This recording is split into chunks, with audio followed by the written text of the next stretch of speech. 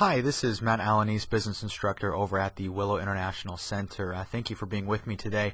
We're going to be discussing business ethics as well as social responsibility here today.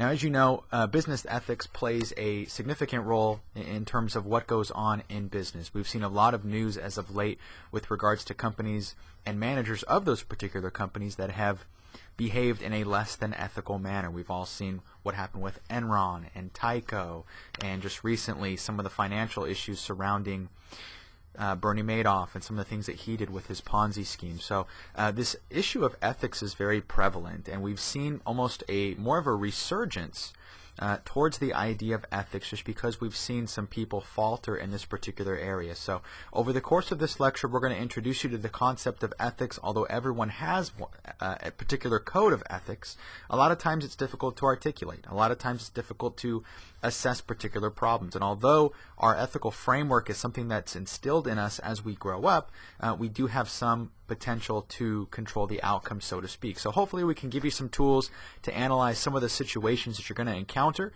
so that you can determine whether or not you may be in a situation that could have some ethical implications and impact to others. So with that said, let's go ahead and continue here. The first thing that we want to do is obviously get a good definition for what is ethics. And ethics really are simply beliefs about what's right and wrong. It could be beliefs about what is good and bad. Depending on what these beliefs are, they will lead you to believe that certain circumstances or certain situations may be obviously good or could be bad, depending on your upbringing. Ethical behavior, obviously then, would be beliefs that are right and wrong, but obviously conforming to your individual beliefs. So if you think that something is okay, then that would classify as ethical behavior. And one thing I will mention is that it's based upon your individual beliefs, meaning that everyone has room for disagreement, right? Some people consider some actions to be completely ethical and okay, while others do have a problem with that same particular action. So one thing to be aware of is that someone's definition or someone's view of what is considered to be ethical can vary from person to person. Conversely, unethical behavior is obviously behavior that does not conform to your belief about what is okay, what is good, what is right, or what is wrong, essentially. So if you have a view that companies that operate in the U.S. should not pay less than the prevailing wage or a living wage, so to speak, in some of these other third world countries, then you may view that as unethical. Some people may view that as ethical behavior. And there is a lot of disagreement associated with if that's okay. You know, there's a lot of press, as you see, about working conditions, particularly working conditions in American companies in plants that are overseas. And do American U.S. companies, are they held to a higher standard? Given that they operate in the U.S., they're obviously familiar with U.S. laws, but then they open plants overseas and the working conditions are much more poor. The hours that the people that work in these plants that are forced to work or that work in are much lengthier. They don't get regular rest periods. The pay obviously is much lower. They have potentially hazardous working conditions. So although that may be considered legal in that particular area, is it ethical? Because obviously they operate differently here in the U.S. You know, you may feel that it's okay, it may be not. It just really depends, and that's where your own individual beliefs come into play. And next we have business ethics. Now business ethics are of course your ethical behavior, but in the context of an actual business. So as we'll see, your opinion about what is right and wrong has a significant effect on the behavior of an actual company. I don't know why it's not letting me show this particular slide here. But anyways, with regards to business ethics, obviously it's our ethical and unethical behavior in a sense in the workplace. So the same ethical framework that we have individually is typically what we actually take to work with us, which is a lot of times the interesting thing is companies do a lot of training and a lot of teaching about what is good ethics, but for the most part it really is instilled early on. We typically have some type of framework with regards to ethics as we grow up and as we mature based upon life circumstances and events that we've come across and things that we've seen. But businesses do, obviously it's not an excuse for them not to emphasize ethics, of course, but to some extent you can't really instill in someone a strong ethical framework. You can show them what is ethical versus unethical behavior, but a lot of this is instilled in us early on.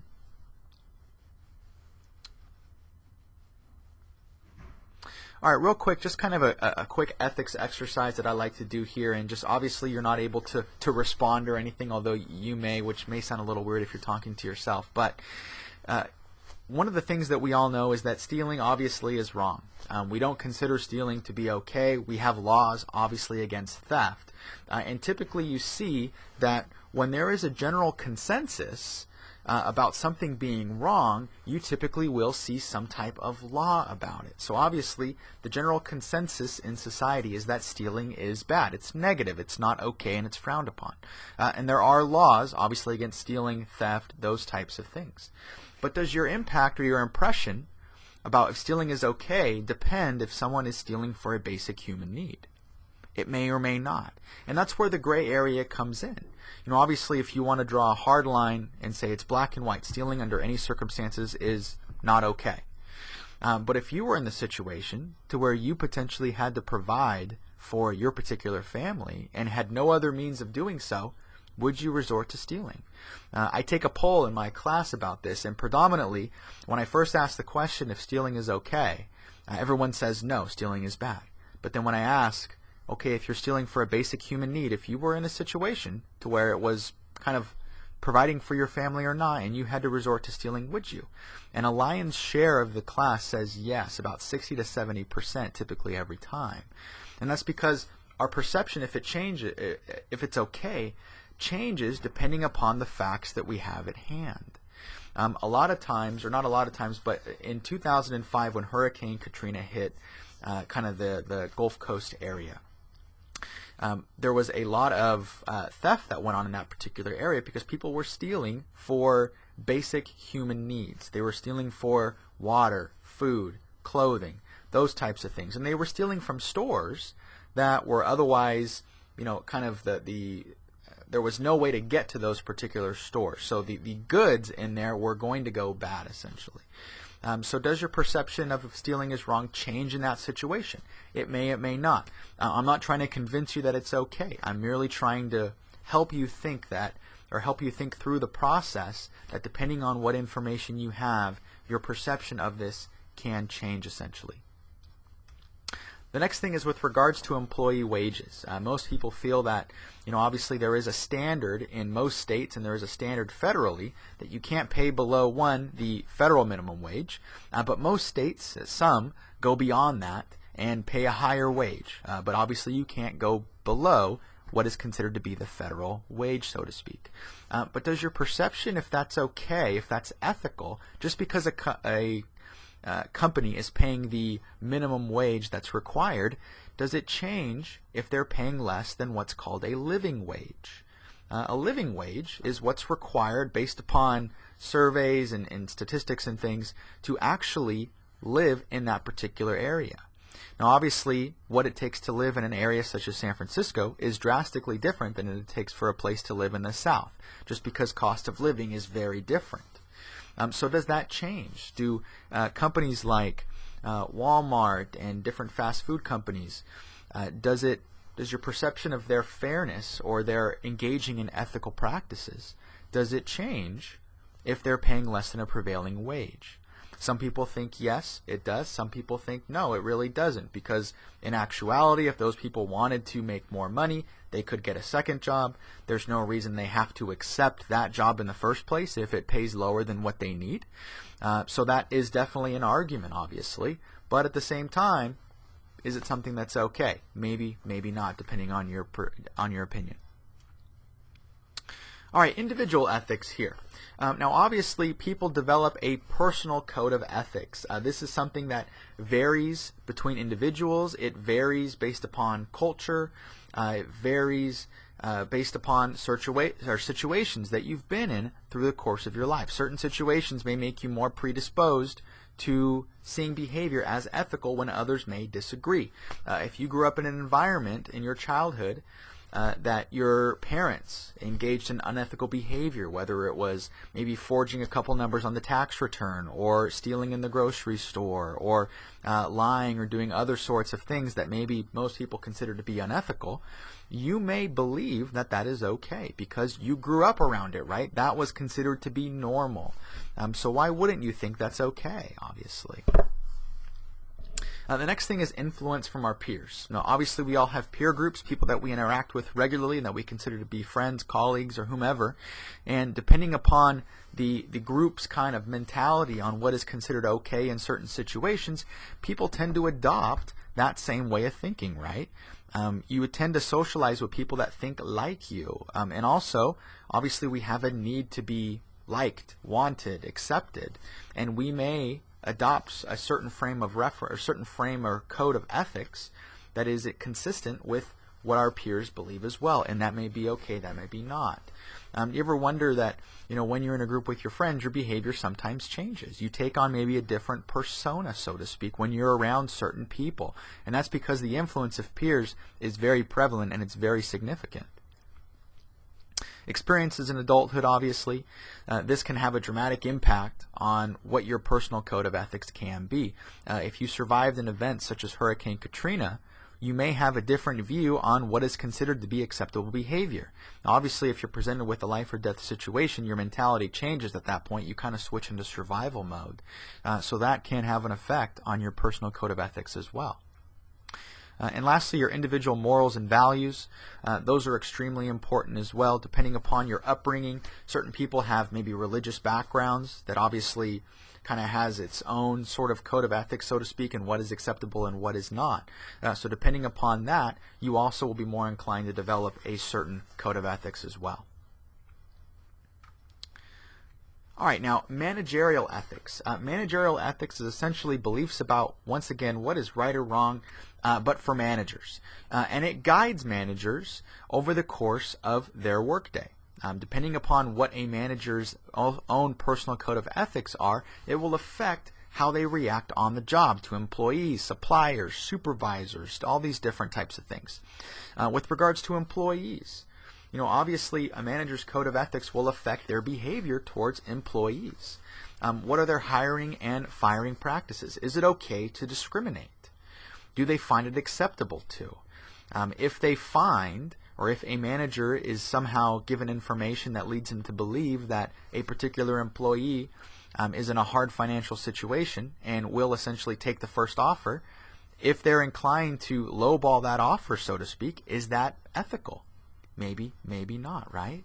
Obviously, discrimination in hiring practices, discrimination in promotion practices.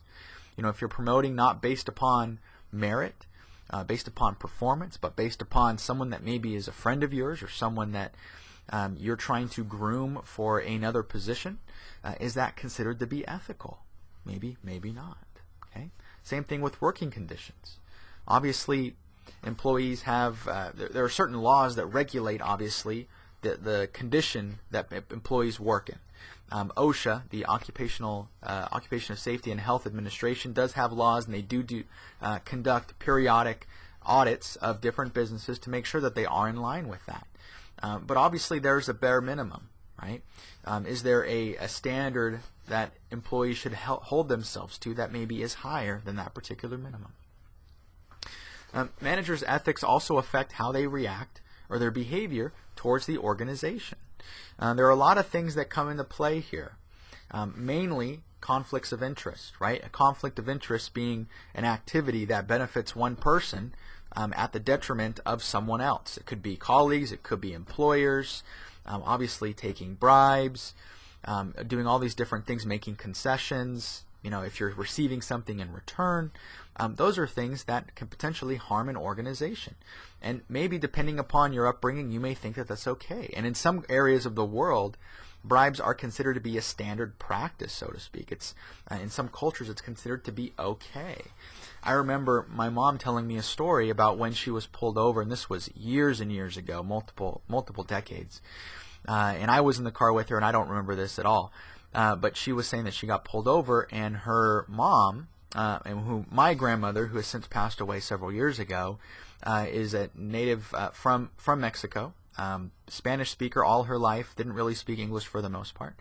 And in that area of the world, it's considered, at least for her upbringing, it was considered to be okay to, it was considered to be actually standard practice to provide some type of financial compensation to police officers in a way of, kind of getting off with that particular ticket, because that was very prevalent, at least when she was in Mexico during that point in time. And so my mom remembers when she got pulled over, her mother, my grandmother, reaching in her purse and pulling out a wad of $20 bills to go ahead and hand to the police officer. And my mom tries to nonchalantly kind of shoo it away and say, no, don't do that. But that just kind of illustrates there's a difference in terms of what's okay, right? Depending on where you are in the U.S., or not necessarily the U.S., but in the world, you may have a different perception on what is considered to be okay. To my grandmother, that was considered to be standard practice. That was something that you did. Life experience taught her that if you provide police officers money, then that will make the situation okay. Now, obviously, as we know, that doesn't really work, and that's usually frowned upon, so don't do that. I don't want you trying to bribe a police officer, then all of a sudden saying, well, my instructor said it was okay, and I don't see why not. I don't want to get that call, so please don't do that. Once again, though, depending on where you are, depending on your culture, how you grew up, obviously certain things are okay, certain things are not okay. And then also we have to handle our behavior with regards to other economic agents, includes customers, competitors, stockholders, suppliers, dealers, even unions. Depending upon a manager's personal code of ethics, they'll behave certain ways towards these individuals, and we'll discuss these a little more later on in the lecture as well.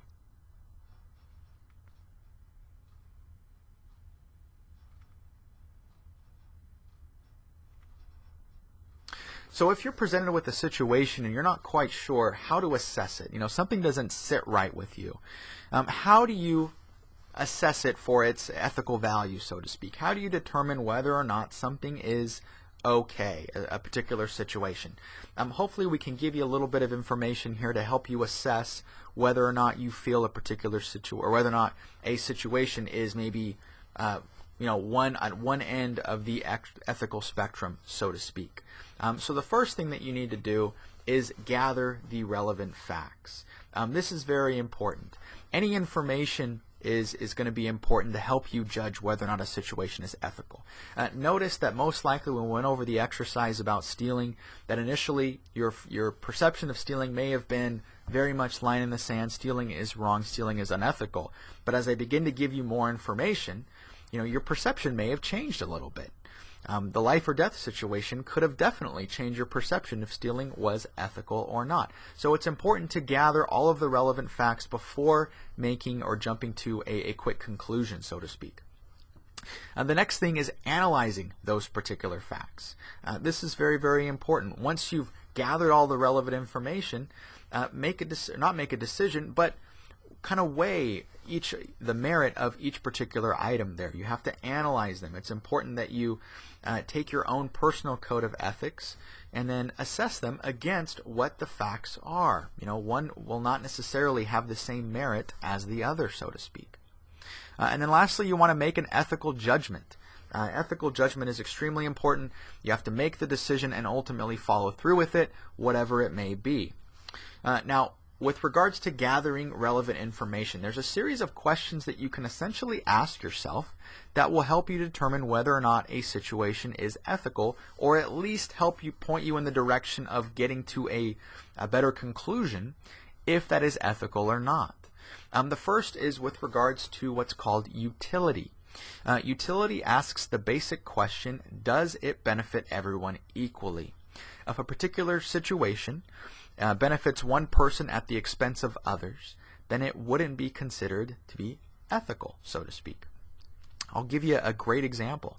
There was a news article in the Fresno Bee within several weeks ago, I can imagine, that was talking about the high-speed rail. And I forget the gentleman's name, but the head of the High-Speed Rail Authority, I think is the agency it's called, actually purchased property within a certain distance from where the Fresno high-speed rail station would be located downtown. So most of you might think, well, that doesn't seem like it would be a big deal for me. But the potential implications, you understand that once the high-speed rail goes into, the idea is that it's going to increase values in that particular area, or at least kind of the thought, I guess. It may not come to fruition, but the mentality is that that's going to bring a lot more economic development in the area, which of course is going to have people, commuting from different parts of the state, and they could potentially be here in the Fresno area, and obviously they would get off at that particular station, so you would have a need for maybe hotels to go around that area, restaurants obviously to go around that area, which would cause the property values to increase.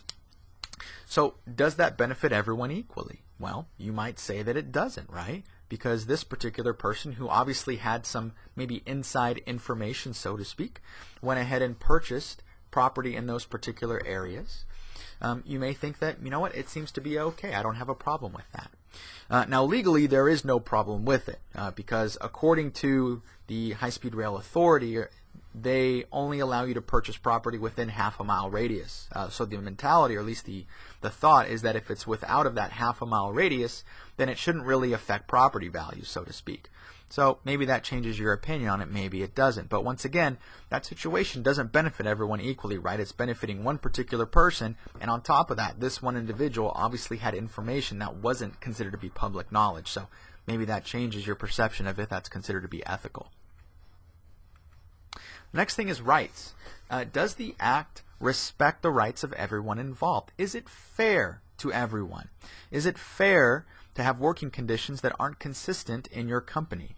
Apple has come under a lot of pressure to release the names of its suppliers, specifically so that those particular areas can be monitored, so to speak. And they just recently came out with a document that included a majority of the suppliers for the components that go into their various products. That's not necessarily important. What's important is that the suppliers' locations are also known, so that all these consumer advocate groups who are trying to hold U.S. companies to higher standards when they actually offshore manufacturing overseas, is this considered to be okay?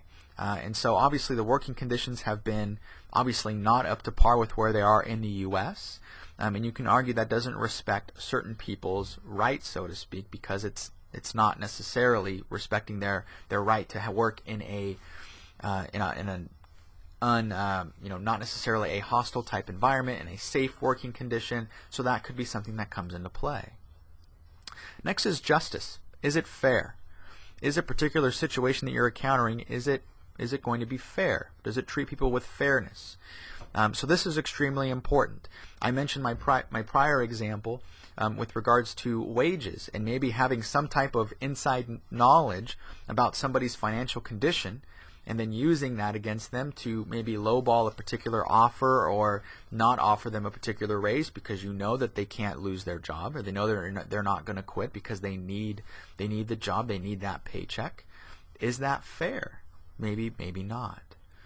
One thing I will mention about these is a lot of situations you'll find will be a yes or a no to many of these things. So obviously something that does not benefit everyone equally may not be fair. So just know that you can have multiple of the same answers to all of these different things here as well.